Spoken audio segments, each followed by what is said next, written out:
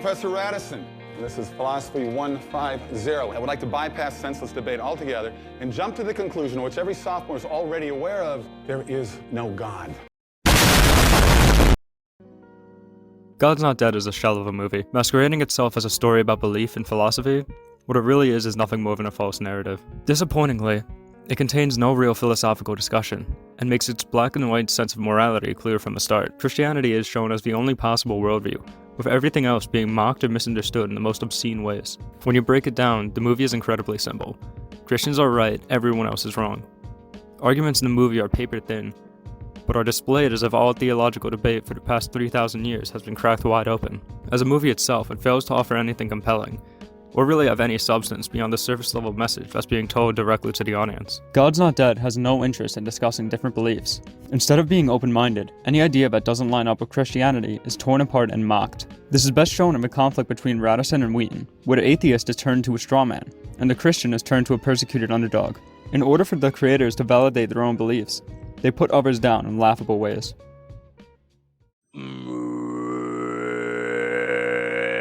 Name? Wheaton. Josh Wheaton. Philosophy 150. You might want to think about a different instructor. Come on, man, it can't be that bad. Think Roman Colosseum. People cheering for your death. Josh Wheaton is not a character. He's a ploy to spin an underdog narrative. Josh is an utter shell of a person. Shine a flashlight in his eyes and you'll see an empty void. A single trait exists within him: being right. There's never a single instance where he is wrong in the narrative. Every choice he makes is seen as a pinnacle of human rationality. Never is he seen as wrong, nor does he make any mistakes. He's simply perfect. Any motivation of his, any choice, anything he does in the movie boils down to because he's a perfect Christian. Standing up against the villain of a philosophy professor, he is the only person in the entire room to question Radisson's methods. A lowercase g. Maybe this one ought to get extra credit. Yeah, I can't. I can't do what you want. I'm a Christian. None of the other students are Christian, and there's barely a mention of any past students having problems with Radisson. In fact, the only one mentioned was the same person that married him. So Josh Wheaton appeared as the shining savior. Of a staff or student, it seems that there are no other Christians in the whole university, at least not any as brave as he. Ignoring the side problems for a moment, who is Josh? He's a Christian that will fight for his beliefs. That's the whole of his character. Not a soul backs him up in this grand fight. His family says he's wasting his time, and his classmates find the idea ridiculous. Only a moment of doubt exists for him, which is immediately patched up by a local pastor, meaning that there is only one moment of weakness for him that happens about a half hour into the movie. Stumbling around, he delivers his first argument for God's existence, to which the class and professor had nothing but harsh reactions towards. Prick. Underdog through and through, he is placed against a made-up scenario and improbable odds. But in case that point wasn't drawn out enough, his girlfriend even breaks up with him. I forgot that was a part of the movie. I'm sorry, Josh, but it's over between us. That's it? What, it's over? It's over, Josh. Steadfast in his woe, he moves on instantaneously to continue to fight for his beliefs, the unprecedented belief of being a Christian in modern-day America. Despite the arguments themselves being nothing special, he wins, and manages to convert nearly the whole lecture hall to Christianity for good measure. God is not dead.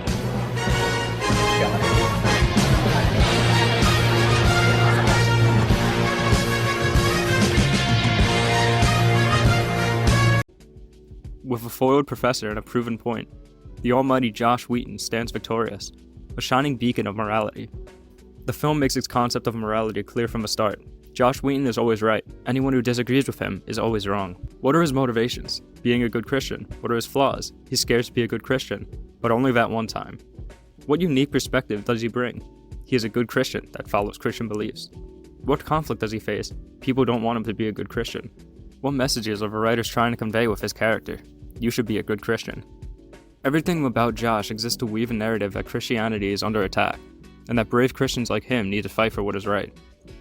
He is never questioned, never in the wrong, and never grows to be anything more than a standard Christ archetype. Professor Radisson is perhaps the single worst portrayal of atheism I've ever seen in a piece of media. The writers simply could not grasp anything other than black and white, with the professor being a shining example of that. What's supposed to be a foil to the protagonist is instead an overblown, exaggerated, and evil man with no redeeming qualities to be found. Instead of being a discussion of different viewpoints, the movie paints the arguments between the two as an underdog fighting an incomprehensibly evil villain. I've seen characters in stories that commit actual genocide be portrayed more humanely than this man. There can't be room for other ideals. There needs to be a single villain to take down. Pretentious from the start, Radisson Rem was about philosophers that the writers plucked from the ether to discuss points that they didn't bother researching. Radisson is a philosophy professor, and an atheist, in heavy quotes. Much like the people who made this movie, he sees any opposing viewpoint as a direct attack to himself, and will tear down the people who dare speak against him. Responding to the first argument made by Josh, he chases the student down a hallway, forcibly grabs his shoulder, mocks his major, and threatens to stop him from getting a degree. This moment sticks out so much due to the argument it follows. Josh's first piece of evidence was weak even by the film standards. Even then, Radisson did not counter it well. I see you carefully avoided the fact that Stephen Hawking, the world's most famous scientist, and who is not a theist, has recently come out in favor of a self-designing universe. So to get out of the corner they wrote themselves into, the writers made him publicly harass a teenager. Radisson's kind of based. Why don't I like this guy? This is how the movie treats anyone other than Christians. They're objectively wrong in everything they do, and will harass the persecuted Christian at any chance they can.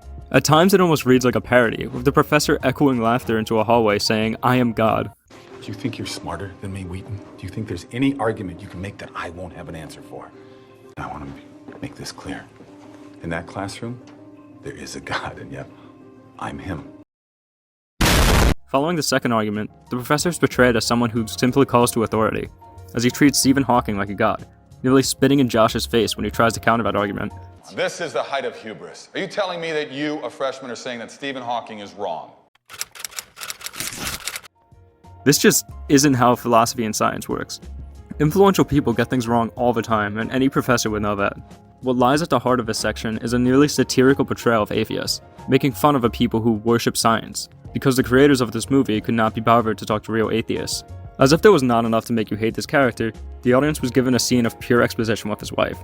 Still, the dialogue between the two tells us that he risked his job to date a teenager, and only for her looks. That was performance, staged largely for your benefit.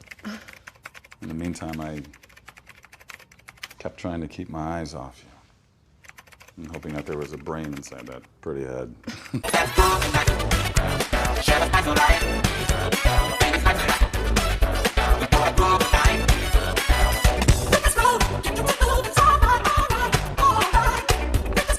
Not only does he mistreat his wife, but he invites his philosopher professors over to sip wine and listen to classical music, while insulting his wife for forgetting to bring the wine in sooner and dare be more concerned about her mother with dementia. I love this movie. Talk about your grapes of wrath. Atheists can't be seen as people for the heavily filtered narrative to be told, but the movie at least tries to bring a point of sympathy for him. Riddled with misunderstandings, this point of sympathy reveals another problem with the movie, not understanding why people do not believe in religions. Radisson is not an atheist. He's a theist with unresolved trauma about his mother dying. Oh, boo-hoo, my mom's died. Oh, boo-hoo. Am I a bad person? When a 12-year-old watches his mother dying of cancer, it's only natural to beg God for her life. Why do you hate God? Because he took everything away from me. Atheists do not hate God, they simply do not believe in theistic views due to a lack of evidence or not seeing a point of it in the face of new worldviews. Presenting atheism as being caused by someone's mother dying is a joke, and further proof that no one involved in this film cared for presenting realistic portrayals of believers and non-believers. Mocked and belittled, he is embarrassed in front of his class as Josh asks him why he hates God, to which he storms out. This is the last time any of these students would see him before his funeral. Just in case it wasn't made as clear as possible in the movie, Professor Radisson is a bad person. So to drive him home, so to drive the point home, his wife leaves him and he gets hit by a car. Oh my god. Placing an attempted tearjerker scene with a letter from his mother right before he is mercilessly killed on a street is indescribably cheap. Spitting on his grave even further, the movie follows with a scene where at a Christian rock concert, a man from Duck Dynasty publicly mocks the professor to a booing audience. This is a real movie that I watched. One of your professors insisted that God is dead. Pretending like this whole movie was not making this man up to be the single worst person to ever step foot on a college campus, the writers pulled the rug out and tried to gain sympathy, but ended up being a failed attempt to give depth. Then to kill him off? How is this the message they want to go for? Unless you're a good Christian underdog, your whole life will fall apart. You'll be a terrible person, and you'll bleed out with crushed ribs on a sidewalk. Words can't even describe how ironic it is that they talk about free will mere scenes before this. What happened here tonight is a cause for celebration.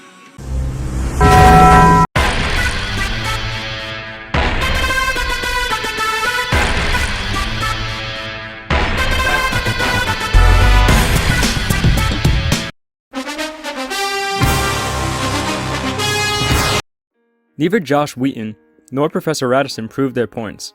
The initial point fought over was the phrase, "God is dead." Jump to the conclusion, which every sophomore is already aware of, there is no God. Be spared the tedious duty of slogging through dry and dusty arguments. God is dead. For a myriad of reasons, this makes no sense. First of all, it's an intro to philosophy class, one that should cover philosophical views throughout history. To say God is dead and that religion will not be talked about in a philosophy class only shows that the filmmakers had no interest in discussing real philosophy. You can't talk about philosophy without delving into theistic views, as an overwhelming majority of older philosophers were theistic. Not to mention the misuse of the quote, "God is dead, God remains dead, and we have killed him."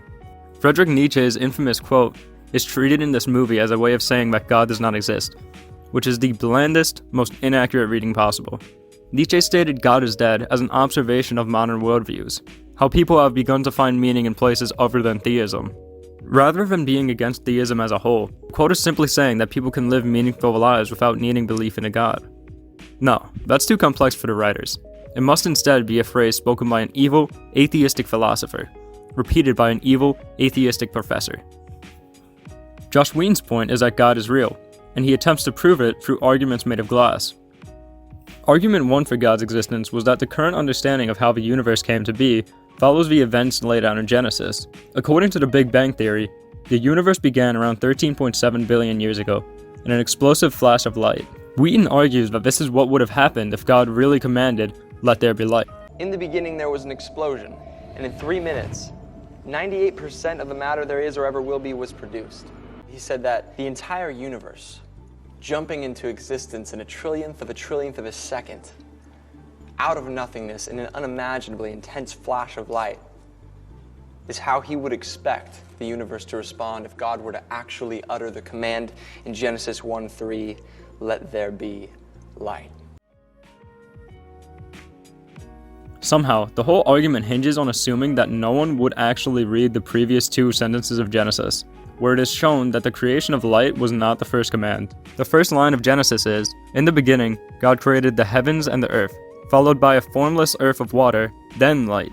Ancient Greeks had their own universal origin remarkably similar, where the universe was nothing, called chaos, then suddenly gods came into existence. Several religions involve a flash of light when the universe was made, though the order of events and specifics are different. It's not exclusive to Christianity. Off-topic side note, but during the first debate scene, the whiteboard says cogito ergo sum, I think therefore I am, with no other notes or explanations, nothing besides that one quote. Again, this is an intro to philosophy class. Why would they begin the curriculum talking about Descartes? He was born in 1596, instead of philosophers who were around during BC times. It seems like someone just wrote a popular philosophical phrase on a board and said that this is what philosophy class is like. Following the Genesis argument is the pointing of fingers at atheists, saying that nothing jumps into existence in the real world, but atheists make an exception for the beginning of the universe. In the real world, we never see things jumping into existence out of nothingness, but atheists want to make one small exception to this rule, namely the universe and everything in it.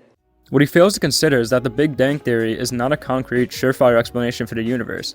It's just a current understanding that brings us to that point, with most of it still being unknown. Josh makes a hypocritical statement afterwards. When asked, who created God, he simply turns the question around and says, who created the universe? And even leaving God out of the equation, I then have a right to turn Mr. Dawkins' own question back around on him and ask, if the universe created you, then who created the universe?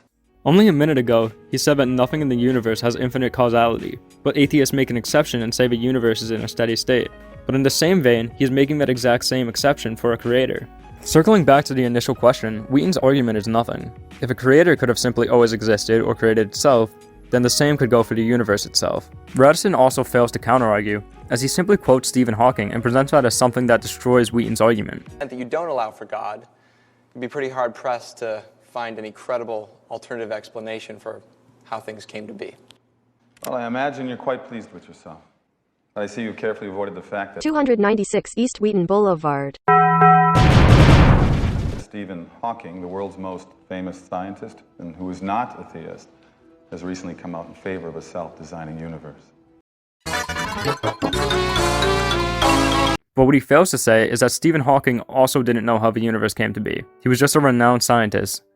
Nothing more than a call to authority, the writers appear to think that atheists treat Stephen Hawking as some sort of god, rather than just a human that contributed incredible research. The second debate is yet another call to authority, as Wheaton counters Radisson's argument by saying that another smart man said he was wrong. Wheaton argues that Professor John Lennox said that Hawking was wrong, so the argument is nothing again. Smart people are not some grand deities. Stephen Hawking's got a ton wrong because that's just the nature of science and research. Charles Darwin was a brilliant scientist, but he also got a lot of ideas wrong, because there is now centuries of research branching off of him, showing more information than he could have had at the time. Scientists are not unquestionable people who never get anything wrong. They operate under the pretense that even if they discover something, in the future they could very easily just be proven wrong. And that's not a problem. Ironically, Wheaton quotes Lennox by saying, "Nonsense remains nonsense," even when spoken by famous scientists. Nonsense remains nonsense even when spoken by famous scientists, even though the general public assumes their statements of science. You serve zero purpose. You should kill yourself now. As if he did not just hinge his entire argument on what a famous scientist said. For once in the movie, Wheaton brings up a good argument against Radisson, stating a quote by Stephen Hawking saying, "Philosophy is dead."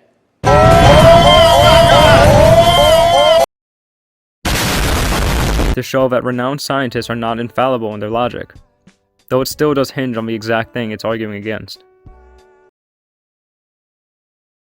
The final argument fails to realize that how we perceive time is relative. To humans, a century is a very long time, but when we look at a century from the perspective of Earth, it's almost nothing. For the last 150 years, Darwinists have been saying that God is unnecessary to explain man's existence and that evolution replaces God. But evolution only tells you what happens once you have life. So where did that something that's alive come from? Well, Darwin never really addressed it. He assumed maybe some lightning hit a stagnant pool full of the right kind of chemicals. Bingo, a living something. And I doubt anyone is seriously arguing that. Yet again, the movie assumes atheists treat Darwin as some infallible god. Darwin claimed that the ancestry of all living things came from that one single simple organism, which reproduced and was slowly modified over time into the complex life forms we view today. Darwin uttered his famous statement, "Nature does not jump." Nature does not jump is a thesis of the final argument, saying that evolution did not happen instantaneously, but took millions of years to get to where it is now. Josh Wheaton counters this by saying, Author Lee Strobel pointed out that if you can picture the entire 3.8 billion years that scientists have say life has been around as one 24-hour day, in the space of just about 90 seconds, most major animal groups suddenly appear in the forms which they currently hold, not slowly and steadily, as Darwin predicted, but in evolutionary terms, almost instantly. He says this proves that gradual evolution is wrong, that because the current forms of animals have not existed for too long, that it must have happened from creation. However, this does not prove that evolution is happening gradually. The Earth is theorized to be around 4.5 billion years old, with life being theorized to be around 3.5 to 4 billion years old, as the oldest known fossils are about 3.5 billion years old. That means that there was anywhere from 0.5 to 1 billion years of Earth existing without life. with 3.5 or 4 billion years of life developing into the species we currently know. Common ancestor theories state that life came from common ancestors, with them gradually evolving into different species entirely. Humans are theorized to have come from a common ancestor with a species of ape, a common ancestor that lived millions of years ago. Notice how Josh says, most major animal groups suddenly appear in the forms which they currently hold. He does not say that life jumped into existence quickly, but that the forms in which they currently hold came into being relatively recently. Humans in our current forms have been around for maybe 300,000 years, as the oldest primitive Homo sapien bones are about that old.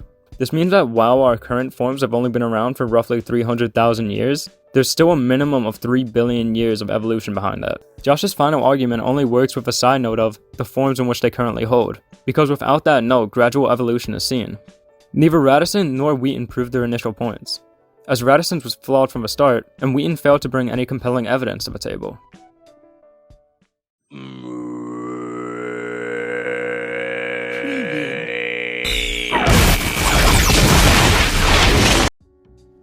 God's not dead has a very simple sense of morality.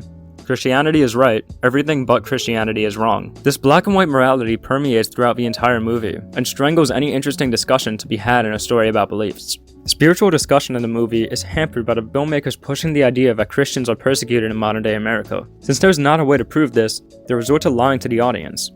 Non-Christians are portrayed as terrible people out to destroy Christianity.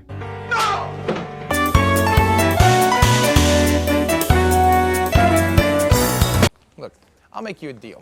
You go and you ask her what 3 + 3 equals. If she gives you the right answer, I'll visit. There's no room for other beliefs. The singular Islamic main character is secretly a Christian. All 3 atheists in the movie are awful people until they convert to Christianity. Setting up an impossible premise with a classroom conflict that does not happen in the real world, the filmmakers can only make straw men to beat. Christians are not persecuted in modern-day America. In a 2020 survey by the Pew Research Center, it was found that 65% of adults in America consider themselves Christian. That same research center found that 88.1% of Congress is Christian. Christians are the religious majority of the country, but the Bible says it's supposed to be different. Jesus is said to have lived a life of hardship, as him and his followers were persecuted against, with Jesus being killed for trying to say his beliefs. Christianity is supposed to be the path of most resistance, but here we are with Christians being the majority. The filmmakers do not want that reality. They want to be the brave souls who fight against persecution to live out their beliefs. But that clearly is not how America currently stands, so they make a movie to spin a false narrative. Beliefs that are not Christianity are treated as jokes, openly mocked for merely existing. Moral issues are just as unexplored, as any moral view that is not Christianity is not even considered. Josh Wheaton's final argument is one of objective morality. He is saying that if God does not exist, then there is no reason to be moral. Professor Radisson, who's clearly an atheist. For Christians, the fixed point of morality, what constitutes right and wrong, is a straight line that leads directly back to God. Oh, so you're saying that we need a God to be moral, that a moral atheist is an impossibility? No, but with no God, there's no real reason to be moral. I mean, there's not even a standard of what moral behavior is. This spins a selfish view of morality, as it implies the only reason that people are moral is for their own gain in an afterlife. A moral view such as this forces complicated morality into a simplified idea of doing good because someone else said it was good. Not doing good acts for the sake of doing good, or doing good for the sake of helping others, but doing good to please someone else and be rewarded after we die. Objective morality is simple. Under it, there are no questions of what is right and wrong. What Wheaton is saying is that he wants objective morality to exist, that there can only be a standard for moral behavior if there is a God. Quoting, As Dostoevsky famously pointed out, if God does not exist, then everything is permissible. he again fails to consider other options. Moral atheists exist. There are people who do not believe in a God or objective morality that still do good. Morality appears to be much more complicated and messy than saying it is good to do good things because someone said it was good. Oh my god, I said good a lot. Morality can still exist without an objective standard. If there is nothing to give humans moral principles, why is it wrong to say that humans cannot make them for themselves? Gay rights! Yeah, gay rights! I'm kidding. Briefly, the film covers the topic of free will, as the student asks why God lets bad things happen if he is all-powerful.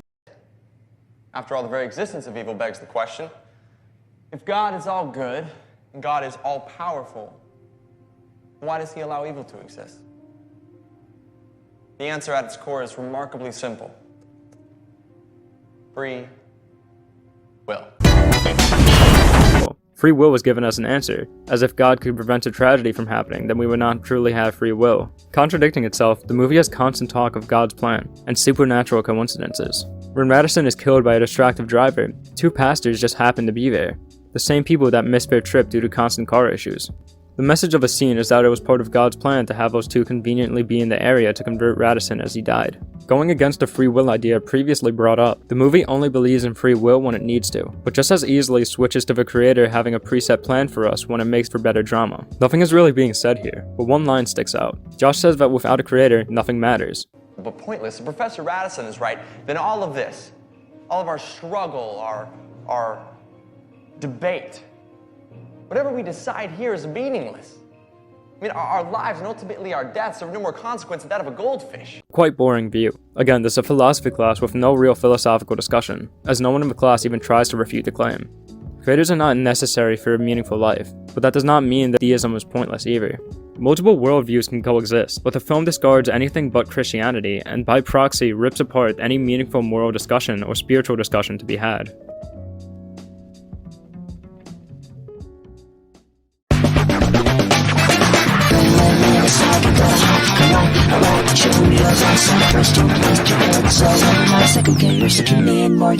As previously stated, the question, "Is God dead?" is not even a question. As the movie portrays the quote, is a willfully misunderstood statement taken literally. Nietzsche was not trying to be some ultimate atheist by saying he killed God. He was making an observation about European society moving away from secular means of finding meaning. Nietzsche was not even referring to Christianity in the quote. Though he did have his criticisms for the religion, they were about the concept of an afterlife encouraging people to be moral for selfish gain, and his distaste for the Christian's view of hell. For a movie about philosophy, there's little to no philosophical discussion to be had. Philosophy is an aesthetic choice of the filmmakers, with them misreading a popular quote from an infamous philosopher to use as a title. What gets to me personally is how little care the movie has for any other beliefs. Muslims are mocked, non-secular philosophical ideas are brushed under a rug, and atheists are made into strawmen to pull apart. Faiths should be able to coexist together, but movies like this serve as propaganda saying that one faith is under attack by the others, and the evils of atheism. Raise Christianity up while belittling Islam. Portray the Christian protagonist as a perfect man, while the atheist antagonist is an antichrist. Ironically, for a movie trying to say that Christians are persecuted, it does nothing but spread stereotypes and misconceptions about everyone that isn't Christian. No one is claiming that God is dead. There are people that do not believe, there are people that do, and some in the middle, but the filmmakers brush it all aside and say that their view is right because they said so. So is God dead? It is true that modern worldviews have become more humanistic, and that more people become atheists with each generation, but it was never really a question to begin with. Religions will always exist in some form, and no matter how much filmmakers wish to believe it, Christianity is not under attack in the United States. As someone who has read about 2 sentences from Nietzsche, I can confidently say that God's not dead, because that's not even what Nietzsche was talking about to begin with. However, there's one possibility I did not consider. Is the question literal? Did someone kill God? If so, how? I too want omnipotent power, and would love to meet someone able to kill God. Was it Professor Radisson? Did he kill God? How did the car beat him then? What is the power scaling of the God's Not Dead universe? If Radisson killed God, then a car killed Radisson, does that make the car stronger than God? On a metaphysical level, does that make Josh Wheaton stronger than God, if he was able to intellectually best Radisson? Radisson said that he was God. Does that mean the car is stronger than God? Nietzsche apparently killed God, but he died of pneumonia. Does that make pneumonia stronger than God? Nietzsche said that we have killed God, referring to European societies and philosophical views of the time. Does that mean that Europe killed God? Can I kill Europe then? I'm European. Does that mean I can kill God? I have several questions for the writers, but I don't think they like me. You see, Shakespeare had it right. Life is really a tale told by an idiot, full of sound. Congratulations! You made it to the end of the game! You won! You know, I have to keep an open mind, and I was told to look at the court cases to see real examples of American Christian persecution, so I'm just gonna... 8 of them are just, like, Christian business owners not serving gay people, and then people getting mad about that. And what's funny about that is the Supreme Court ruled in favor of Christians on every single case that reached them. Like, this was a big issue, and the Supreme Court said, yeah, you can refuse you can refuse service for any reason. So I don't know why this is in the credits, but it definitely is there. I have to admit, there are some cases I'm not sure about. I need to look more into them, but today is not the day to do that. I'm done. Of all of them, my favorite one honestly has to be the two ones that were like the counseling students just refusing to counsel gay people. Like, how do you go into a field where the bare necessity to even be interested in it is having a shred of empathy? Like, I just can't stop picturing like 18-year-old and 19-year-old guy just walking into a therapist's office. He's alone for the first time. He's nervous and he's going in and he's like, hey, you know, I just found out I'm gay recently. I'm not sure if people would accept me or not. I'm just really scared. I don't know how to navigate all this. And the therapist just looks him dead in the eyes and goes, get out. I'm giving you to someone else. I don't serve you gays. Like, how do you think that's discrimination? How do you think that's discrimination to Christians? Ow! This movie's garbage! Play near replicant.